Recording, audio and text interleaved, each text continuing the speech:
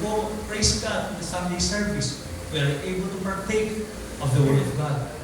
Pero sinasabi ko sa inyo, ito po hindi sapat. Hindi sapat ang Sunday naman. And I encourage you, kung wala pa kayong lugar o Bible study sa nasamahan, magsimula na kayo maghanap. Because you're missing out. Hello? Amen. Kapag kung saan merong pangangaral ang salita ng Diyos, andun po ang ating kalakasan. Amen? Can I hear an amen? Amen. So he began to teach them many things regarding what? The kingdom of God. Nagturo ng Panginoon, may pangangailangan kayo, ito ang tugon dyan. Nagturo siya sa kaparaanan kung paano nag-ooperate ang kaharian ng Diyos. Ako ang hari at ito ang aking panuntunan. Ganito ang paraan na kung saan ako ay magbibigay sa inyo. Alamin niyo ang aking mga salita. He began to teach them many things. When the day was now far spent, meaning mahaba po ang pagtuturo ng ating Panginoon. At ang oras na po is far spent, meaning po, dapit hapon na. Ito ang istorya. His disciples came to Him. He reminded ang ating Panginoon, tinawag na ng mga disipulo to teach them. To teach them. His disciple came to Him and said, "This is a deserted place and already the hour is late." Sabi ng mga disipulo, "Ay, hapon na, Panginoon. Hello, Panginoon, hapon na. At tayo na sa ilang na lugar. Napakalayo natin, Panginoon. Ano ka lang mungkahi ito? Send them away.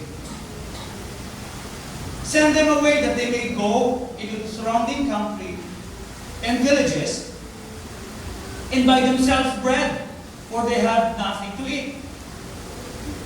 Ano po, makita natin ang kabilang damdamin ng mga disipulo. Para maganda, uy, kapit hapon na. Ito naman mga kawawa naman yan. Tayo na sa ilang na lugar. Siguro maganda na sila ay paalisin na natin para sila naman ay makabili doon sa may pinakamalapit na bayan upang sila ay makakain. Hindi po ba ay hindi naman masama. Tingin natin, hindi po ba? Para sila makakain. Para magamutin ng mga disipulo na sila po ay nagpapakita ng compassion. Para sila ay makakain. Send them away. Pero actually, hindi po. Palusot lang nila yun. Palusot lamang po ng mga disipulo na sila ay paalisin. Sila po ay tumatakas sa responsibilidad. Sapagkat ang tugon ng ating Panginoon, hindi sila dapat paalisin. Pakainin nyo sila. Ay, tatay, hindi 50 katao yun.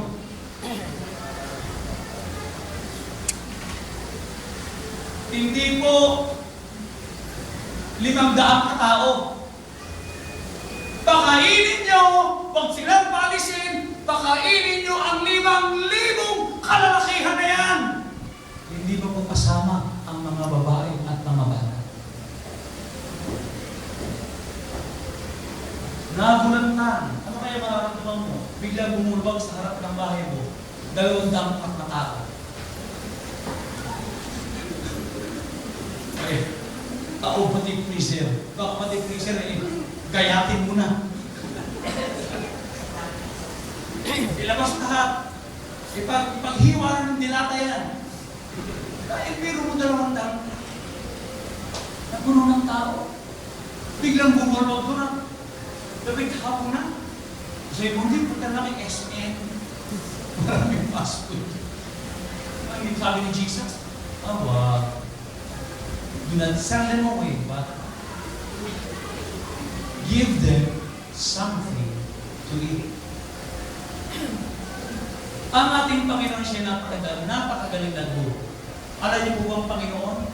Palagi siyang ginagamit niya ang mga sitwasyon para turuan ang kanyang mga disipulo.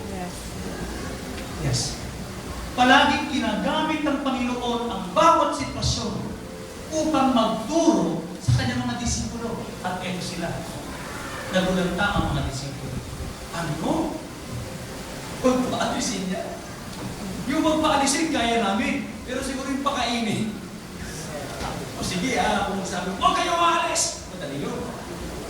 Pero yung, o sige, huwag kayo aalis para ngayon, ilan tayo rito. Para, o sige, wala pong uuwi sa bahay, tayo pagkakain sa labas Sino kung gusto magdeklara na yun? Meron mo ba? Na kayo hinihipo ng Diyos? Sasabihin natin, Rogi, ilalak ang pintuan at siguraduhin ang bawat isa ay magsabihan, tayo kakain sa labas. Dapat wala mang excuse yan. Kapag yung mga disiplina, hindi po, nagulantang sila. At ang sabi nila yun, yung sabihin sila, kung umalis, kaya ko yan. Pero kung sabihin ko, magpapakain kami, kaya muna ibang usapan yan.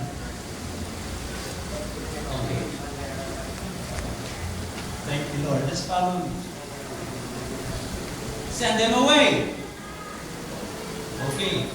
Send them away from the surrounding that they may go into the surrounding country and villages and buy themselves.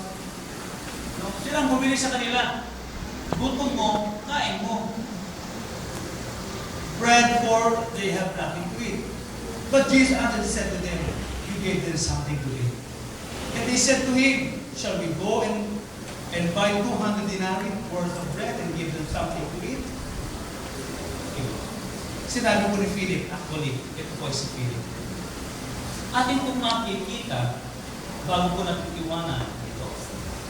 Ang unang katotohanan, bago ko magkaroon ng milagro, bago magkaroon ng miracle multiplication, na alam ko natin lahat ay nangyari, nagkakaroon muna po ng revelation ng Word of God. Pero muna pong revelation ng salita ng Diyos. Kinakailangan muna mayroong kapahayagan at naunawaan ng salita ng Diyos bago dumating ang himala sa buhay ng tao. Without the revelation of the Word of God, hindi mo mahahawakan. Revelation of the Word of God comes before multiplication. Because all increase of life within His love comes by His Word. Lahat ng kaunlaran sa buhay ng tao, ang pinanggagalingan niyan ay ano po? All increase in life comes by His Word. Wala na pong iba. So, paano, pastor, yung mga tumatama sa loto? Mali po magloto. Yes. Yan po ay baka sakali na kung saan ay kinagaan. Ikaw ay nagbabaka sakali na ikaw ay pagpalain na hindi po nagpapalang ng Diyos sa loto. At hindi gagamit ng Diyos sa loto. Hindi po. Kapagkat ang magtitiwala mo ay andun, magtiwala ka sa Diyos at hindi sa sistema ng mundong ito. Kinahiran, amen? Amen. Amen. All increase of life comes by His Word. Lahat ng kaunlaran sa buhay mo, nanggagaling lamang yan sa salita ng Diyos. Kaya wala nang iba. Yes. Lahat yan ay sa salita lamang ng Diyos. Amen. Sa kanya lamang pong salita, pinanggagalingan ang lahat po ng kaunlaran ng ating mga buhay. Doon po sa may sukatan o doon sa boundary